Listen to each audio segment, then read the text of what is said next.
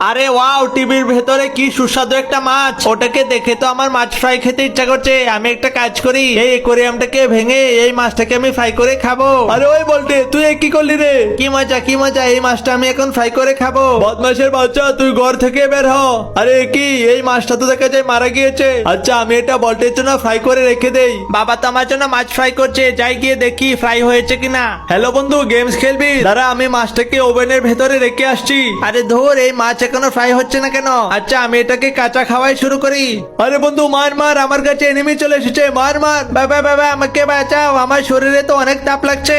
আরে কি, ওই বলটে আবার ওভেনের ভেতরে ঢুকলো কখন? বলটে জলদি বের হ। কিরে বদমাস, আমি তো তোর জন্য এই মাছটা ফ্রাই করছিলাম, তোকে আবার ওভেনের ভেতরে ঢুকে মাছ খেতে হয় কেন রে? এবার তো ভালোই হয়েছে, তোর পুরো শরীর কালো হয়ে গেল। এখন নে, এই মাছ ফ্রাই খেয়ে নে। বিড়ালটা আইসক্রিম খেয়ে রাস্তা দিয়ে যাওয়ার সময় বাঘ এসে বিড়ালটাকে ভিজিয়ে দেয়। ওই বাঘের বাচ্চা, তুই কোথায় আছিস রে? আজকে আমি তোকে শেষ করে দেবো। কিরে বিড়াল, তুই আমাকে মারতে এসেছিস? দেখেছিস আমার কাঁধে তো মিসাইল রয়েছে, তোকে একটা মিসাইল মেরেই তো আমি উড়িয়ে দেবো।